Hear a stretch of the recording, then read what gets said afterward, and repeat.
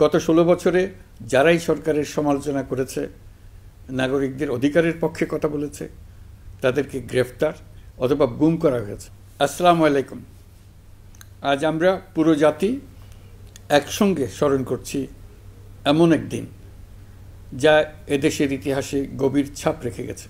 5ই August শুধু একটি বিশেষ দিবস নয়, এটি একটি প্রতিজ্ঞা, গণজাগরণের উপাখ্যান এবং ফ্যাসিবাদী শাসন থেকে জাতির পুনর্জন্মের দিন। আজ আমি গভীর শ্রদ্ধার সঙ্গে স্মরণ করছি 1971 সালের স্বাধীনতা যুদ্ধের সকল বীর মুক্তিযোদ্ধাদের, যাদের আত্মত্যাগে আমরা পেয়েছি স্বাধীন সার্বভৌম বাংলাদেশ। 1971 সালে সাম্য, মানবিক মর্যাদা ও সামাজিক ন্যায় বিচার প্রতিষ্ঠার লক্ষ্যে এদেশের জনগণ সশস্ত্র মুক্তিযুদ্ধে অংশগ্রহণ করেছিল। লাখো প্রাণীর বিনিময়ে একটি স্বাধীন রাষ্ট্র প্রতিষ্ঠা হয়েছিল। কিন্তু স্বাধীনতার অর্ধশতাব্দী পরেও এদেশের মানুষ সুবিচার ও গণতন্ত্র থেকে বঞ্চিত হয়েছে, বৈষম্যের শিকার হয়েছে। 2024 সালের উত্তাল জুলাই ছিল বাংলাদেশের ইতিহাসে এক সংকটময় অধ্যায়, 16 বছরের পুঞ্জীভূত ক্ষোভের বহিঃপ্রকাশ। এদেশের এই বিপুল সংখ্যক তরুণরা 16 বছর ধরে ক্রমাগত হতাশায় নিমজ্জিত ছিল। ভালো ফলাফল করেও চাকরির জন্য ক্ষমতাসীনদের দুয়ারে দুয়ারে ঘুরেছে। চাকুরিকে ঘিরে তৈরি হয়েছিল দুর্নীতি, স্বজনপ্রীতি আর তদবির বাণিজ্য। যে তরুণ ঘুষ দিতে পারেনি, এলাকার মাফিয়াদের সঙ্গে সখ্য গড়ে তুলতে পারেনি, তার চাকরি হয়নি। সরকারি চাকরিতে বৈষম্যমূলক কোটা পদ্ধতি, যেটা মূলত ছিল দুর্নীতি ও স্বজনপ্রীতির আরেকটা হাতিয়ার, এর বিরুদ্ধে তরুণ সমাজ দীর্ঘদিন ধরে প্রতিবাদ বিক্ষোভ করলেও ফ্যাসিবাদী শাসকের টনক নড়েনি। দীর্ঘ এই সময় প্রতিটি সেক্টরে মাফিয়াতন্ত্র কায়েম করে একটি সুবিধাভোগী শ্রেণী তৈরি করা হয়েছিল, যারা আর্থিক ও অন্যান্য সুবিধার বিনিময়ে স্বৈরাচারের পক্ষে কথা বলবে, কাজ করবে। স্বৈরাচারের পক্ষের সঙ্গী হলেই তার চাকরি হবে, কাজ মিলবে। সরকারি প্রতিষ্ঠান, শিক্ষা প্রতিষ্ঠান, অর্থনৈতিক প্রতিষ্ঠান, এমনকি বিচার ব্যবস্থা, আইনশৃঙ্খলা বাহিনী, গণমাধ্যম ও সাংস্কৃতিক মণ্ডলেও এই ধরনের সুবিধাভোগী শ্রেণী তৈরি হয়েছিল। এদেশের গরিব মেহনতি মানুষের পয়সা লুট করে পতিত ফ্যাসিবাদ ও তাদের সহযোগীরা এক একজন টাকার পাহাড় গড়ে তোলে। সীমাহীন দুর্নীতির কবলে পড়ে অর্থনীতি ভেঙে পড়ে। এই 1.5 যুগে প্রতিটি ন্যায্য দাবি, প্রতিবাদ, বিক্ষোভ চলাকালে পুলিশের পাশাপাশি দলীয় সন্ত্রাসীরা অস্ত্র হাতে আন্দোলনকারীদের পিটিয়েছে। গত 16 বছরে যারাই সরকারের সমালোচনা করেছে, নাগরিকদের অধিকারের পক্ষে কথা বলেছে, তাদেরকে গ্রেফতার অথবা গুম করা হয়েছে। লাখ লাখ বিরোধী দলীয় রাজনৈতিক নেতাকর্মীদের নির্বিচারে আটক, গ্রেফতার করা হয়েছে।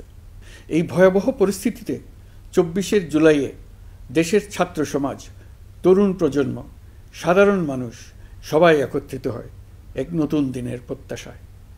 সমস্বরে তারা বলে ওঠে, এবার ফ্যাসিবাদকে যেতে হবে। তবু দেশের মানুষের বুকে গুলি চালিয়ে শেষ পর্যন্ত ক্ষমতা আঁকড়ে ধরে রাখতে চেয়েছিল ফ্যাসিবাদী সরকার। তারা নির্বিচারে গুলি করেছে, গ্রেপ্তার করেছে, ইন্টারনেট বন্ধ করে হত্যাকাণ্ডের তথ্য লুকাতে চেয়েছে। রাতের অন্ধকারে এলাকায় এলাকায় অভিযান চালিয়ে ছাত্রদের আটক করেছে। গুলিবিদ্ধ আহতদের তারা হাসপাতালে চিকিৎসা নিতে দেয়নি। হাসপাতালগুলোকে নির্দেশ দেওয়া হয়েছিল যেন আহতদের ভর্তি না করা হয়। এ কারণে বহু মানুষ চিকিৎসা না পেয়ে চিরতরে দৃষ্টি হারিয়েছে, পঙ্গু হয়েছে। আজ জুলাই গণ অভ্যুত্থান দিবসে আমি জাতির সূর্য সন্তান জুলাই শহীদদের গভীর শ্রদ্ধার সঙ্গে স্মরণ করছি, তাদের আত্মার মাগফিরাত কামনা করছি।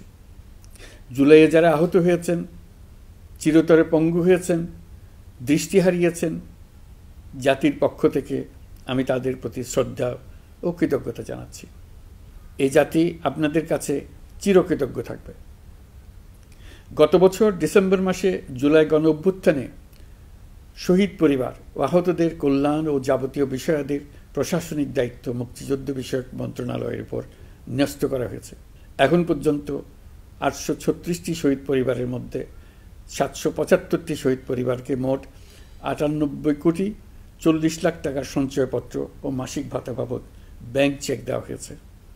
অবশিষ্ট যারা আছেন তাদেরও কয়েকটি বিষয় নিষ্পত্তি সাপেক্ষে সঞ্চয়পত্র দেওয়ার প্রক্রিয়া চলছে। এর পাশাপাশি আহত 13,800 জন জুলাই যুদ্ধকে 3টি ক্যাটাগরিতে নগদ টাকা ও চেক বাবদ মোট 153,04,00,000 টাকা প্রদান করা হয়েছে।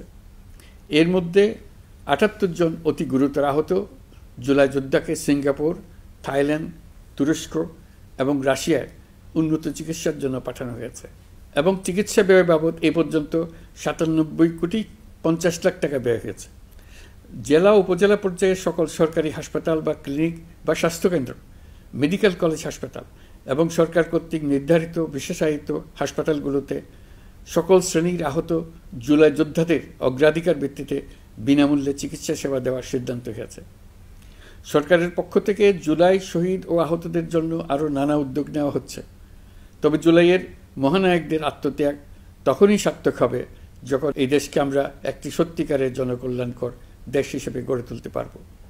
আজ আমরা কেবল অতীত স্মরণ করতে আসিনি, আমরা একটি শপথ গ্রহণ করতে এসেছি। শপথ এই, আমরা কোনো ধরনের নিপীড়নের কাছে মাথা নোয়াব না। আমরা প্রতিষ্ঠা করব একটা জবাবদিহিমূলক, মানবিক, গণতান্ত্রিক এবং বৈষম্যহীন রাষ্ট্র, এমন রাষ্ট্র যা সবসময় জনকল্যাণে কাজ করবে। জুলাই শহীদদের আত্মত্যাগ আমরা বৃথা যেতে দেব না। তাদের আত্মত্যাগই হবে আমাদের পথ চলার প্রেরণা, তাদের স্বপ্নই হবে আমাদের আগামী বাংলাদেশের নির্মাণ রেখা।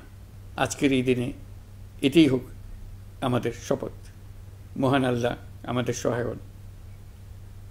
আল্লাহ হাফিজ।